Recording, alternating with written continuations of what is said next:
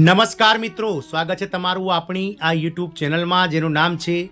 ગુજરાતી જીકેની જમાવટ। તો આવતીકાલે ગુજરાત રાજ્ય સરકારનું વર્ષ 2025-26નું પૂર્ણ કદનું બજેટ ગુજરાત વિધાનસભામાં બજેટ સત્ર દરમિયાન જે છે તે આવતીકાલે શરૂ થનાર બજેટ સત્રના પ્રથમ દિવસે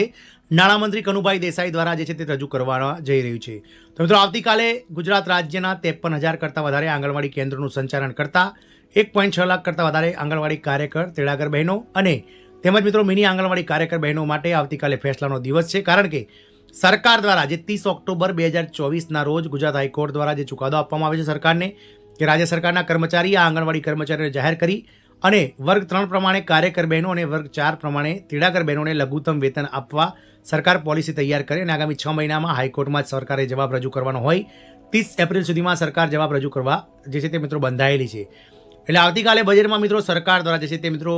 જો હાઈકોર્ટના ચુકાદાને માનવામાં આવશે તો આટલો પગાર વધારો આ બંને સંવર્ગો માટે જાહેર કરવામાં આવશે। અને શું સરકાર બજેટમાં જે છે તે મિત્રો 20 જેટલી પડતર માંગણીઓ જે આ કાર્યકર બહેનોની તેડાગર બહેનોની જે વર્ષોથી અટવાયેલી છે તેને લઈને કોઈ ચર્ચા કરશે કે નહીં તેને લઈને વિડીયોમાં વિગતવાર ચર્ચા કરીએ। અને જો સરકાર જો પગાર વધારો કરશે તો કેટલો પગાર વધારો બંને સંવર્ગોને મળશે તેને લઈને વિડીયોમાં થોડી વિગતવાર ચર્ચા કરીએ। તો વિડીયોના અંત સુધી આપ બન્યા રહો। જો ચેનલમાં આપ નવા હોય તો અમારી ચેનલને લાઇક શેર સબસ્ક્રાઇબ કરવાનું ભૂલશો નહીં। બાજુમાં રહેલું બેલ આઇકોન પણ દબાવી દો જેથી કરીને અમારી ચેનલ પર મૂકવામાં આવતા આવા આંગણવાડી પગાર વધારાના ન્યૂઝ, આંગણવાડી કર્મચારીઓની ભરતી, આંગણવાડી કર્મચારીઓને લગતા જે છે મિત્રો ન્યૂઝ તમને અમારા ચેનલના માધ્યમથી ઉપલબ્ધ થઈ જાય। તો આવતીકાલે વર્ષ 2025-26નું ગુજરાત રાજ્ય સરકારનું પૂર્ણ કદનું બજેટ નાણામંત્રી કનુભાઈ દેસાઈ દ્વારા વિધાનસભામાં રજૂ થવા જઈ રહ્યું છે। ક્યાંક ને ક્યાંક મિત્રો આ બજેટ પૂર્વે આપ સૌ જાણો છો તે પ્રમાણે 9 ફેબ્રુઆરીના રોજ અમદાવાદ ખાતે 28 કરતાં વધારે જિલ્લાઓમાંથી આશા વર્કર બહેનો અને આંગણવાડી બહેનો કે જેઓનું સંખ્યાબળ 10,000 કરતાં વધારે હતું તેઓ અમદાવાદ ખાતે એકઠા થયા હતા અને એક રેલીનું આયોજન કર્યું હતું। આ રેલી જે છે તે મિત્રો અમદાવાદ ખાતે નીકાળવામાં આવી હતી, કલેક્ટર કચેરીથી લઈ અને મિત્રો ધરણીધર સુધી અને જૈન દેરાસર જે છે તે ત્યાં સુધી કલેક્ટર કચેરીથી જૈન દેરાસર સુધી આ રેલી નીકળી હતી। અને આ કર્મચારીઓ જે છે તે મિત્રો 20 જેટલી પડતર માંગણીઓનો સમાવેશ આ વખતે બજેટમાં કરવામાં આવે તેવી જે છે તે મિત્રો માંગ ઉઠાવી છે। આપ સૌને જણાવી દઈએ કે ગત વર્ષે મિત્રો આપણે અગાઉના વિડીયોમાં જોયું તે પ્રમાણે સરકાર દ્વારા કાર્યકર બહેનોને 18,000 રૂપિયા અને તેડાગર બહેનોને 14,500 રૂપિયા વેતન કરવાની જે છે તે લોલીપોપ ગત બજેટમાં પણ જાહેરાત કરી હતી, પરંતુ તેનો અમલ આજે 1 વર્ષ જેટલો સમયગાળો વીતી ગયો છતાં પણ થયો નથી। તો શું સરકાર આ વખતે પણ મિત્રો આવી કોઈ લોલીપોપ આપશે કે પછી ગુજરાત હાઈકોર્ટનો 30 ઓક્ટોબરનો જે ચુકાદો છે કે જેમાં ગુજરાત રાજ્ય સરકારના કર્મચારી આ આંગણવાડી કર્મચારીઓને જાહેર કરવા સાથે જ મિત્રો તેમને પોલિસી બનાવી અને કાર્યકર બહેનોને વર્ગ 3 પ્રમાણે અને તેડાગર બહેનોને વર્ગ 4 પ્રમાણે લઘુત્તમ વેતન આ પોલિસી તૈયાર કરીને આપવું વગેરે જેવા જે ગુજરાત સરકારના જે ગુજરાત હાઈકોર્ટના ઓર્ડરો છે તે સરકાર માની અને શું બજેટમાં મિત્રો આ કર્મચારીઓના પગારમાં કંઈક વધારો કરશે એ તો આવતીકાલે જ ખબર પડશે। જો સરકાર મિત્રો હાઈકોર્ટના ચુકાદાને માન આપે છે તો ગુજરાત રાજ્ય સરકારના જે વર્ગ 3ના કર્મચારીઓને હાલમાં ફિક્સ વેતન ચૂકવાય છે 26,000 રૂપિયા પ્રતિ માસ, તે પ્રમાણે કાર્યકર બહેનોને લઘુત્તમ વેતન 26,000 રૂપિયા પ્રતિ માસ અને વર્ગ 4માં જે ગુજરાત સરકારના કર્મચારીઓને ફિક્સ વેતન 21,100 રૂપિયા ચૂકવાય છે તે પ્રમાણે તેડાગર બહેનોને રૂપિયા 21,100 પગાર જે છે તે મિત્રો આવતીકાલે બજેટમાં જાહેર કરી વિધિવત રીતે જાહેર કરવામાં આવશે। જો સરકાર દ્વારા મિત્રો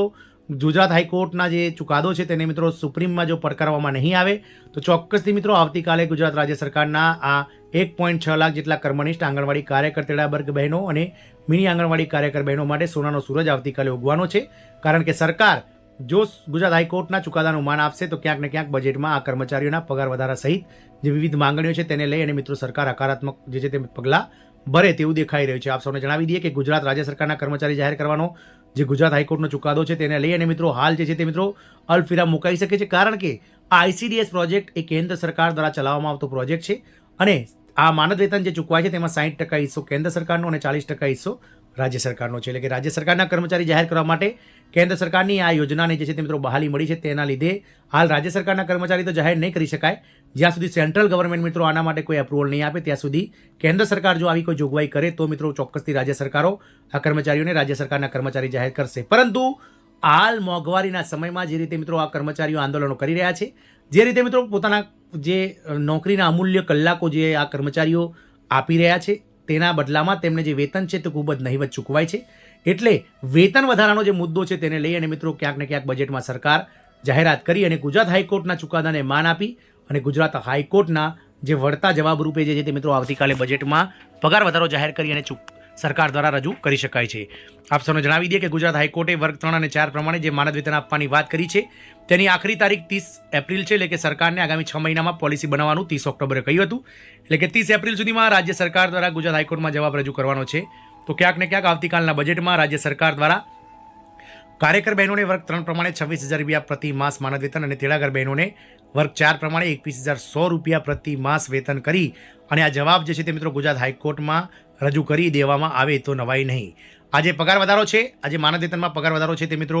1 એપ્રિલ 2025થી લાગુ કરી શકાય છે. જો બજેટમાં મિત્રો આની બહાલી મળશે તો સરકાર આગામી 1 મહિનામાં પોલિસી તૈયાર કરી અને નાણાં વિભાગની જે છે તે મિત્રો પૂર્વ મંજૂરી લઈ અને ચોક્કસથી મિત્રો 1 એપ્રિલ 2025થી આ પગાર વધારો જાહેર કરી દેશે. જોવાનું એ રહેશે કે શું આવતીકાલે સરકારના સમક્ષ જે રીતે મિત્રો આ કર્મચારીઓ રેલી કરીને સરકારને ભીંસમાં લેવાની જે તડામાર તૈયારીઓ કરી હતી અને છેલ્લા 1 અઠવાડિયાથી સરકારને વિવિધ કલેક્ટર લેવલે, મામલતદાર લેવલે જે આવેદન આપી અને સરકારને મિત્રો પોતાનો અવાજ સરકાર સુધી આ કર્મચારીઓ પહોંચાડી રહ્યા છે. સાથે જ જે ગુજરાત હાઈકોર્ટનો જે ચુકાદો છે તેને ટાંકીને કર્મચારીઓ વારંવાર પત્રો લખી, સીએમઓ ઓફિસમાં પત્રો લખી, સાથે જ કલેક્ટર લેવલોએ આવેદનો આપી અને જે મિત્રો જણાવી રહ્યા છે તેનો પ્રભાવ શું આવતીકાલના બજેટમાં પડશે કે નહીં, એ તો કનુભાઈ દેસાઈ દ્વારા બજેટ રજૂ કરતી વખતે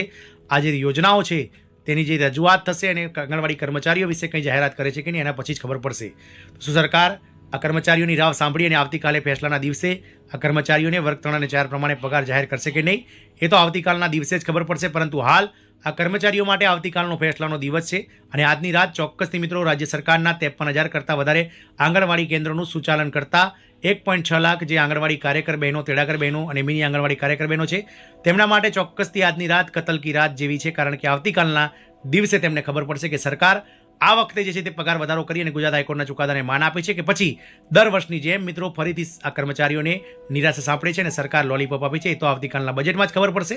જય હિન્દ, અસ્તુ.